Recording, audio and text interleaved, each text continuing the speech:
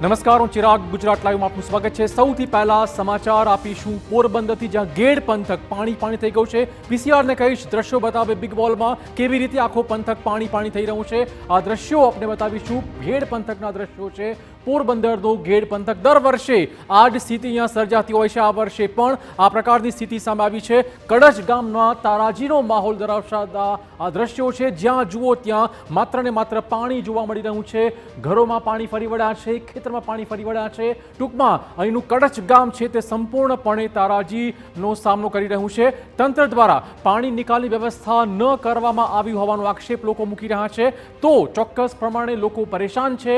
પોરબંદરનું ગેડ પંથક દર વર્ષે આ રીતે ડૂબે છે પાણીમાં. વરસાદી પાણી ફરી વળતા હોય છે અને લોકોનો આક્ષેપ છે કે આટલા વર્ષોની સમસ્યા હોવા છતાં હજુ સુધી કોઈ નિકાલ થતો નથી પાણીનો. આ બીજા દ્રશ્યો છે પોરબંદરના જ ગેડ પંથકના અન્ય દ્રશ્યો. માધવપુર ગેડના આકાશી દ્રશ્યો પણ સામે આવ્યા છે. જોઈ શકો છો કેવી રીતે આખું ગેડ પંથક એ પાણી થઈ રહ્યું છે. દર વર્ષની આ સમસ્યા છે.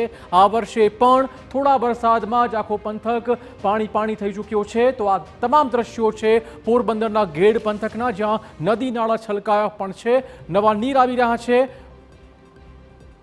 ગેડ પંથકમાં વરસાદ પડતા તારાજીના દ્રશ્યો સામે આવી રહ્યા છે.